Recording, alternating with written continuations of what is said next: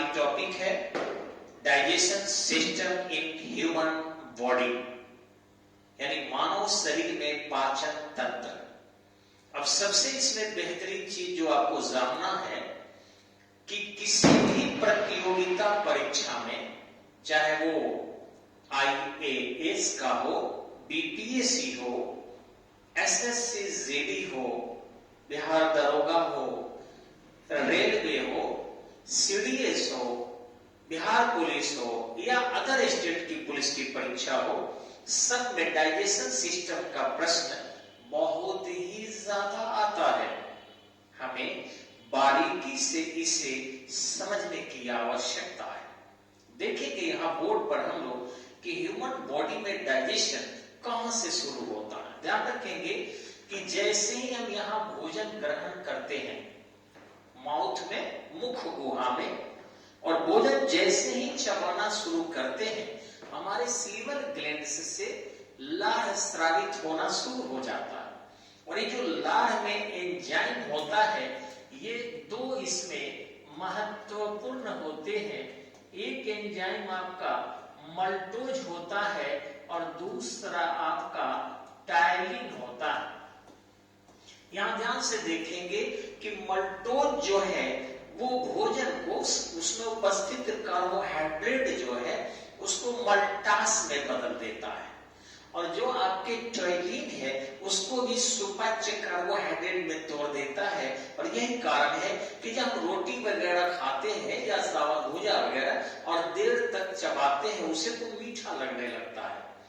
जैसे ही भोजन चिकना निगलने लायक होता है, भोजन हमारे इस आहार नाल से सीधे अंदर की ओर आ जाता है, और भोजन जब इस आहार नाल से नीचे की ओर आता है यहाँ पर, तो फिर ये भोजन सीधे यहाँ आमाशय में चला आता है।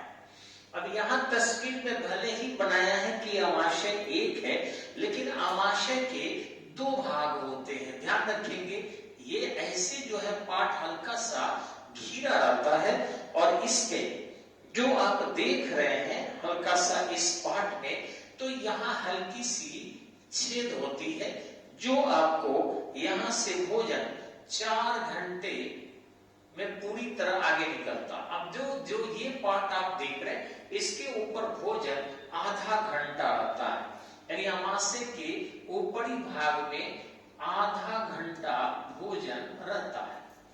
उसके निचले भाग में एवरेज 3.5 घंटा या 4 घंटा भोजन रहता है।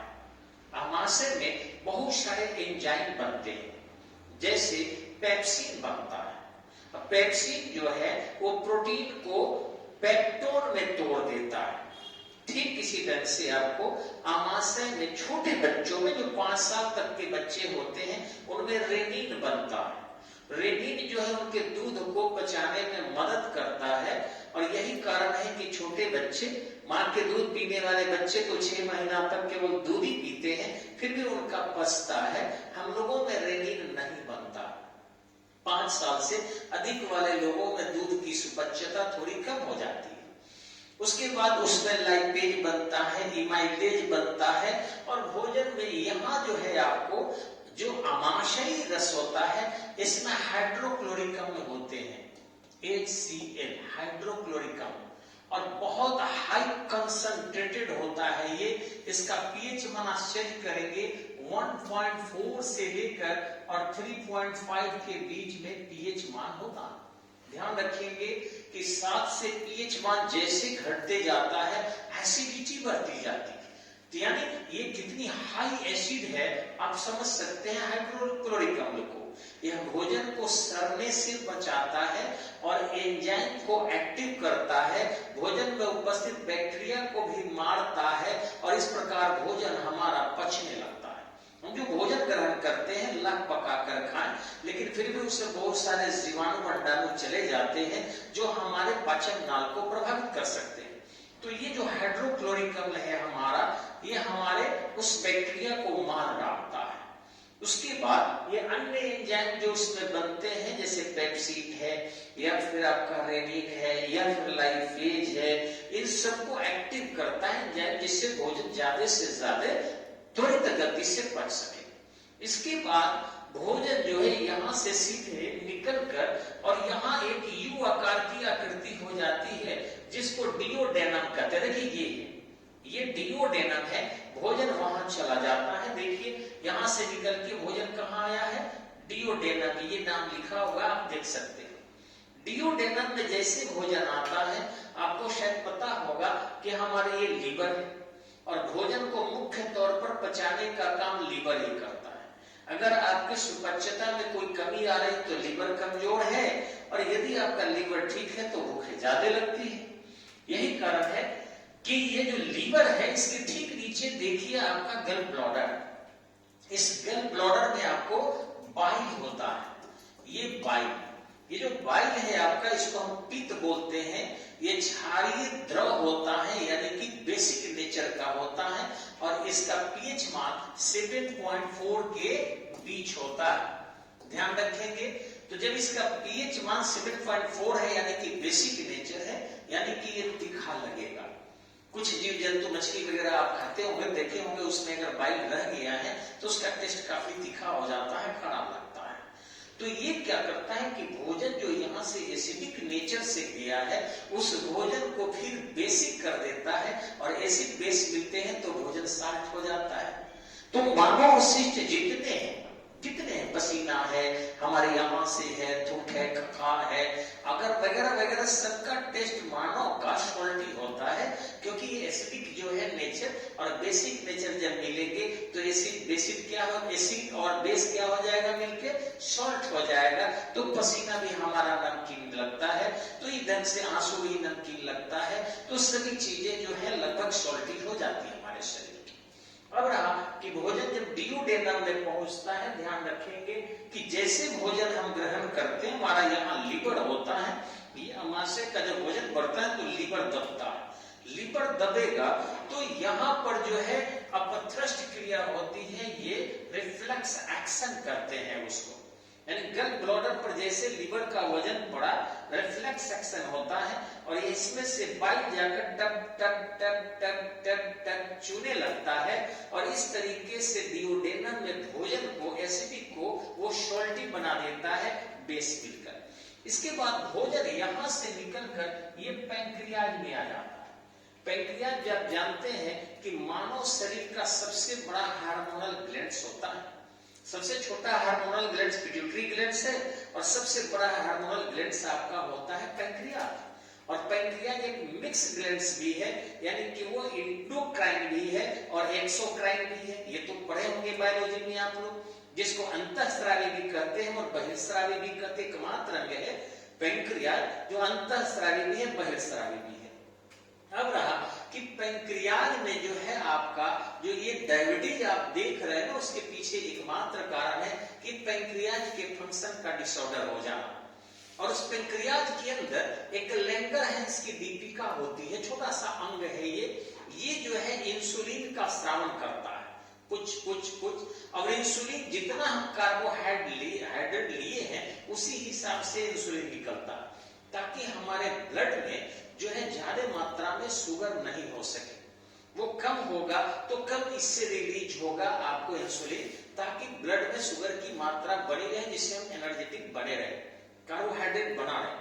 और यदि उसकी मात्रा ज्यादा हो जाती है तो इंसुलिन ज्यादा निकलने लगता है और उसको पूरी तरह कंट्रोल कर लेता है। लेकिन जिस व्यक्ति में इंसुलिन डिसऑर्डर हो जाते हैं, वो डायबिटीज का पेशेंट हो जाता है, यानी कभी उनको तेज गति से निकलने लगते हैं इंसुलिन, जैसे बॉडी में शुगर की मात्रा बिल्कुल घट गई, कार्बोहाइड्रेट घट गया, उनको काफी घबराने लगते हैं, चक्कर आता है, गिरने लगते हैं, और कभी इंसुलिन जो है उनके बिल्कुल ही नहीं निकलता। तो बहुत सारी चीजें, कभी बढ़ गया कभी घट गया, और यही उसकी बीमारी कही जाती है। अब भोजन जो है जब यहाँ आ गया आपको पैंक्रियाज के पास, और लैंगरहैंस की दीपिका से आपके इंसुलिन स्रावित हो गए, और इस तरीके से यहाँ भी भोजन की सुपच्यता हो। अनपचे भोजन जो है आपको, जैसे यहाँ पर पेप्सिन पचाया, इसी ढंग से आपका यहाँ पर ट्रिप्सिन पचाता है। पैंक्रियाज में प्रोटीन को, सिस प्रोटीन को पचाने का काम ट्रिप्सिन करता है, और इसके नीचे जब ये छोटी आंत में जाएंगे तो इसको इरिप्सिन करता है। याद करने का तरीका है PTI, pepsin, trypsin, erepsin, pepsin, trypsin, erepsin. तो इस ढंग से यहाँ पर पेप्सिन, यहाँ पर ट्रिप्सिन, यहाँ पर इरिप्सिन। अब भोजन जो है जब पैंक्रियास से छोटी आंत में स्मॉल इंटेस्टाइन में पहुंचता है, जो यहाँ आप देख रहे स्मॉल इंटेस्टाइन, यहाँ जब भोजन पहुंचता है तो यहाँ इलियम की दीवारें होती है और उंगली नुमा वहां पर आकृति होती है। अब भोजन को चूसने का काम करता है, चूस कर यहाँ से भोजन निकल कर और ब्लड में मिलते हैं और वो ब्लड जाता है किडनी के पास, जिसको छान लेता है और उसकी इम्प्यूरिटी को यूरिनल जो पॉट से हमारे जो पेशाब की थैली है उसके माध्यम से उसके कंसंट्रेशन को देखकर अपना आउट कर लेता है। मानव शरीर के सबसे ज्यादा अवशिष्ट पदार्थ को उत्सर्जित करने वाला अंग आपको पता है किडनी होता है, क्योंकि वो ब्लड को छानने का काम करता है और प्योर ब्लड हमारे बॉडी में काम करता है। तो इस तरीके से हमारे शरीर में जो है आपका ये बहुत बड़ा भूमिका निभाता है स्मॉल इंटेस्टाइन। यहाँ पर जो जूस बनता है, यहाँ पर बनता है आमाशयिक रस कहते हैं इसको, और यहाँ पर यांत्रिक रस कहते हैं। और ये आंतरिक रस जो है आपका 2 से 2.5 लीटर के बराबर बनता है। भोजन को मलसीकरण करता है, मिलाता है और चूस कर भोजन को और बाकी पदार्थ ऐसे घूमते हुए और फिर जो है इस बड़ी आंत में आ जाता है। अब बड़ी आंत में जो अनपचित भोजन है उसमें आपको जो उदा एक कोलाई नामक जीवाणु होता है, ध्यान से याद रखिएगा, उदा एक कोलाई, ठीक है। इसमें जो जीवाणु होते हैं ये होता है उदा एक कोलाई, ठीक है। तो ये उदा एक कोलाई नामक जीवाणु जो होते हैं वह अनपचित भोजन को पचाने का काम करते हैं और भोजन को मल में बदल, और इस तरीके से भोजन यहाँ से बड़ी आंत से घूमते हुए इसमें जल के अवशोषण का, जो जल बच गया है उसके अवशोषण का काम होता है और फिर लेफ्ट साइड में पहुंच जाता है भोजन जो एकदम आपका वेट कर रहा होता है। और उसमें यदि प्रोटीन की मात्रा ज्यादा हो गई तो फिर आपको पता ही होगा कि उसको पॉइजनस यानी पॉइजन हो जाता है, जहरीला हो जाता है, तो उसको इंडोल और स्कैटर नामक एंजाइम उसको अनपॉइजनस करता है, यानी कि कम जहरीला करता है। वही इंडोल और स्कैटर नामक एंजाइम जो है हमारे जो है निचले भाग से गैस के रूप में बाहर निकलते हैं और कई बार ज्यादा प्रोटीजिनियस खा लेते हैं, जैसे मांस खा ले, मछली खा ले, चना खा ले, लिट्टी खा ले, बबड़ी खा ले या फिर आपके सोयाबीन खा ले, तो वो बहुत ज्यादा बदबूदार स्मेल निकालता है, क्योंकि पॉइजन को जो है आपको निकाल कर और फिर उसे बाहर करता है। अब भोजन जब यहाँ पहुंच जाता है पचकर पूरी की तरफ, पूरी ऐसे करके, तो ये देख रहे हैं कोलन विधि है, ये कोलन कोई अंग नहीं है, भोजन में से कोलन किया जाता है, जैसे भैंस को दूधते हैं हम, वैसे नीचे की तरफ वो ढकेलता है और यहाँ पर रेक्टम होते हैं भोजन के पार्ट, ये एनस होते हैं, ये मल को बाहर निकालते हैं। तो इस ढंग से जब तक ये कोलन विधि नहीं होगा तब तक आपको जो है पचा हुआ भोजन बाहर नहीं जाएगा, यानी मल बाहर नहीं जाएगा। तो इस तरीके से फिर से एक बार शॉर्टकट में देख ले कि भोजन जब हम मुख गुहा से लेते हैं, भोजन का पाचन नंबर 1 यहीं से शुरू हो जाता है। दूसरा कि ये ग्रसनी से जैसे ही भोजन हमारे आमाशय में आता है, आधा घंटा आपके ऊपरी भाग में, 3.5 से 4 घंटा आपको आमाशय के निचली भाग में भोजन, यहाँ पर बहुत सारे एंजाइम बनता है, हाइड्रोक्लोरिक अम्ल बनते हैं, पेप्सिन बनते हैं, यहीं पर आपको जो है रेनिन बनता है, यहीं पर लाइपेज बनता है और इसके बाद भोजन फिर यहाँ से आगे बढ़ता है, डिओडेनम में आता है, यहाँ से भोजन फिर पेंक्रियाज में जाता है, पेंक्रियाज में शुगर कंट्रोल के लिए इंसुलिन बनते हैं, यहाँ से भोजन फिर आपको चलाता है छोटी आंत में, छोटी आंत में जो है इलियम की दीवार होती है, उलियम आकृति होती है जिसको हम विलाई भी कहते हैं, और यहाँ से है भोजन का अवशोषण होता है, चूषण होता है, पौष्टिक चीजें ले ली जाती है, बाकी चीजें यहाँ से भेज दी जाती है, फिर भोजन आपके बड़ी आंतों में आकर और कोलन विधि से बाहर निकाल दिया जाता है। ये बड़ी आंतों में जाता है तो उदय कोलाई नामक जीवाणु जो है वो अनपचे भोजन को पचाने के काम करते हैं। तो इस तरीके से हमारा डाइजेशन सिस्टम जो है पूर्ण होता है। जय हिंद, जय भारत।